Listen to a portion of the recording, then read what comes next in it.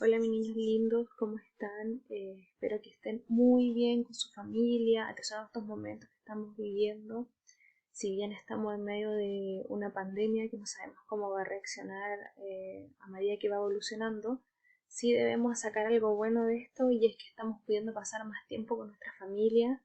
Veníamos o estábamos viviendo de manera bastante acelerada y esto fue como hey, tenemos que detenernos y hay que valorar ciertas cosas. Y estar con la familia es lo mejor que se puede valorar en este momento. Sí, espero poder verlos pronto, ya que no pensé que su último año en el colegio iba a ser de esta forma. Tenía hartas cosas en mente para ustedes, pero con el tiempo se van a poder hacer.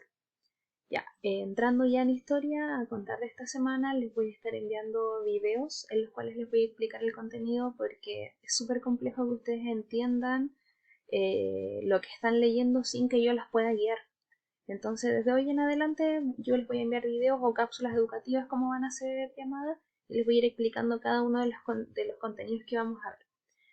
Ya venimos viendo el concepto de resistencia mapuche, de la guerra de Arauco, las relaciones fronterizas entre los mapuches y los españoles, y el día de hoy vamos a ver las visiones de ciertos autores o de ciertas personas en torno a lo que fue la guerra de Arauco.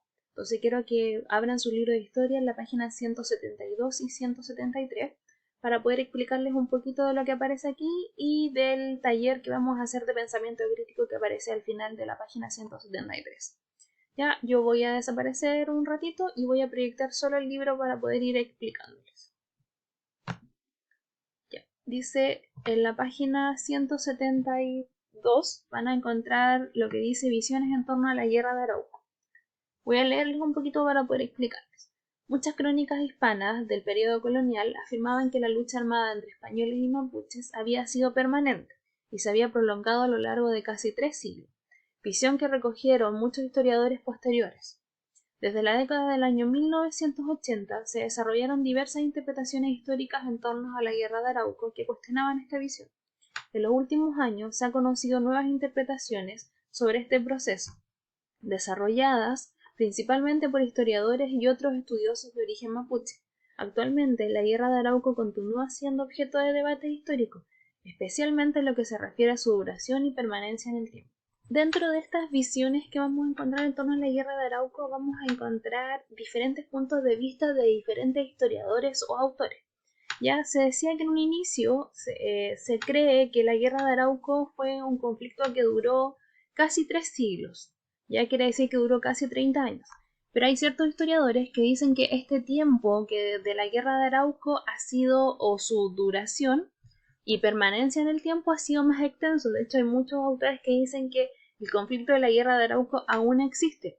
¿Por qué? Porque los mapuches siguen cuidando su terreno, pero no necesariamente esta guerra de Arauco existe con los españoles, sino que existe con la gente de su propio territorio. Pensemos en los conflictos que hemos tenido en Chile con los mapuches que están cuidando sus territorios, ¿ya? Que es algo muy parecido a estos conceptos de guerra de Arauco, que era cuando los españoles venían a quitarle la tierra a los mapuches. Entonces los mapuches no querían que le quitaran sus tierras, sus lugares propios, y ¿qué hacían ellos? Se empezaban a resistir y se crea esta guerra de Arauco.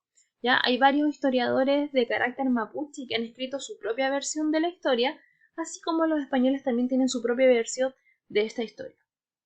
¿Ya? En estas páginas van a encontrar 5 documentos. Por ejemplo, el documento número 1 habla sobre la vía fronteriza de la Araucanía. ¿Ya? El documento número 2 es un antropólogo francés que dice que está especializado en la antropología histórica de las zonas fronterizas durante el periodo colonial.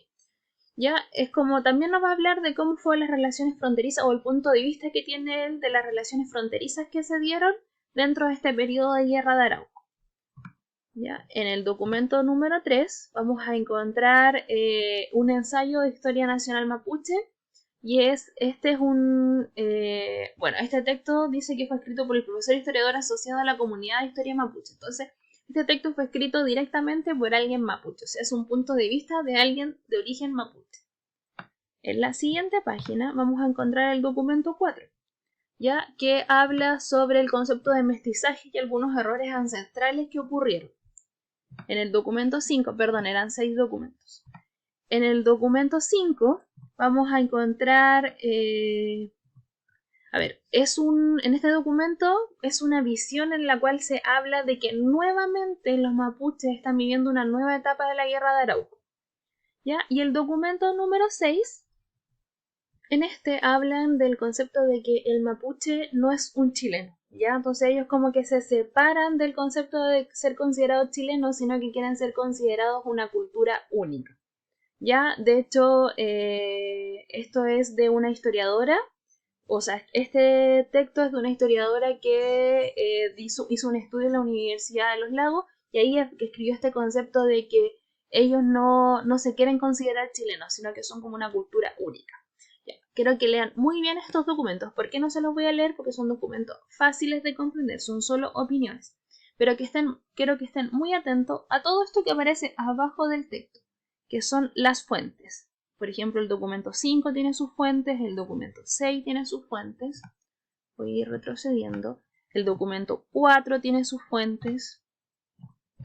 El documento 3 tiene las fuentes de donde fueron sacadas o quién las hizo.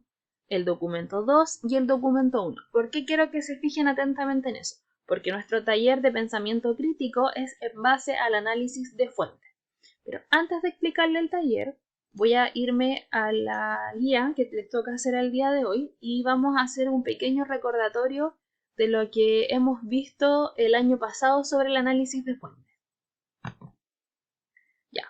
Ustedes tienen la siguiente imagen, la tienen impresa, como ustedes la tengan o la están proyectando. Entonces dice, recordemos, como vimos el año pasado, en séptimo, para analizar y escribir la historia dependemos de ciertas fuentes.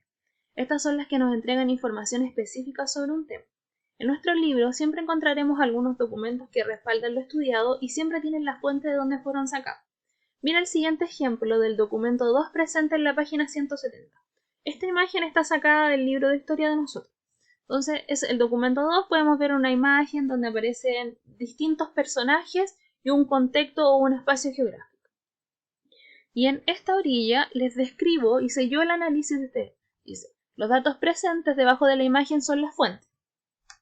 Por ejemplo, aquí aparece en esta orillita el nombre del autor, que sería Claudio Gay, del autor o pintor.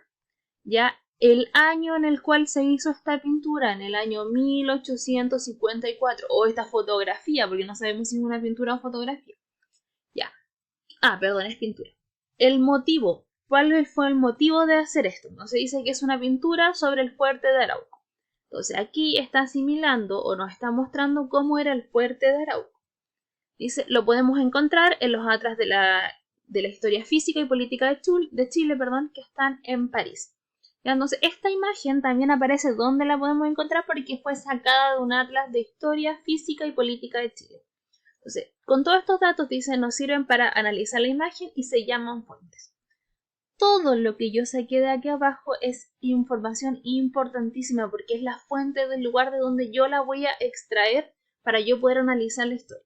Voy a volver al libro. Perdón. Ahí sí. Y vamos a trabajar, vamos a hacer el pequeño ejercicio con el documento 4.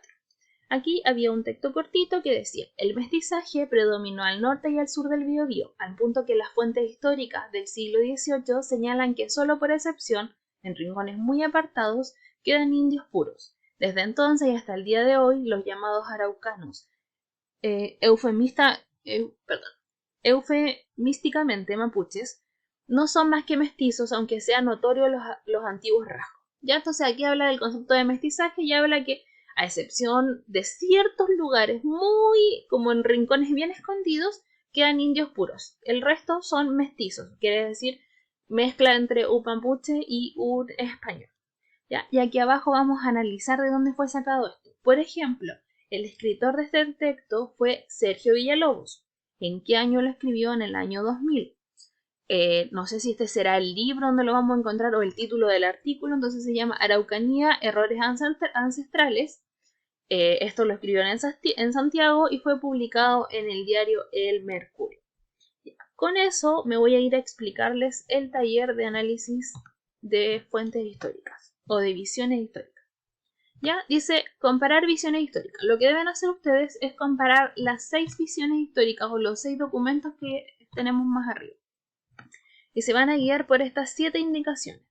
Dice la primera, identifica los datos básicos de las fuentes. Autor u origen de elaboración, año y tema. Todo eso sale en la fuente abajo. Entonces usted me pone documento 1 y pone el autor, el año, donde se elaboró y el tema al que está trabajando. Después, identifica el tipo de fuente, el hecho o proceso y el contexto al que hace referencia. Es como hacer un pequeño análisis de lo que dice el texto. Entonces, de nuevo, documento 1 habla de tal cosa, documento 2 habla de tal cosa. 3. Identifica la tesis o el argumento central de cada fuente. Ustedes saben identificar tesis. La tesis es la base, lo más importante. Entonces tienen que identificar lo más importante de cada uno de esos documentos. 4. Identifica datos de los autores, especialidad, conocimiento del tema, corriente historiográfica, ideología. ¿Ya? Pueden buscar en internet, por ejemplo, ponen el nombre de la persona y les va a salir. Entonces ustedes buscan cuál es su especialidad. Por ejemplo, si nosotros miramos aquí a Carolina Carrillanca, ella dice que su especialidad es historiadora. Si a alguno no le sale, lo puede buscar, pero todos traen cuál es su especialidad. 5. Reconoce al destinatario de la información, el propósito de los autores y el mensaje o visión que intentan transmitir. Si ustedes leen el texto, tienen que identificar cada documento a quién creen que está designado, a quién le estarán escribiendo ese documento, cuál habrá sido el propósito o la finalidad del autor para escribir ese documento y cuál sería el mensaje que nos estaba dejando a nosotros o a la comunidad a la que le estaba escribiendo. ¿Ya? Y las 6 y las 7 la van a hacer juntas. Ya dice, contrasta las visiones identificando elementos en que existen acuerdos y aquellos en que existe discrepancia. Entonces van a hacer un cuadro comparativo donde van a escribir documento 1, documento 2, 3, 4, 5, 6 hacia abajo y a un lado, similitudes y diferencias.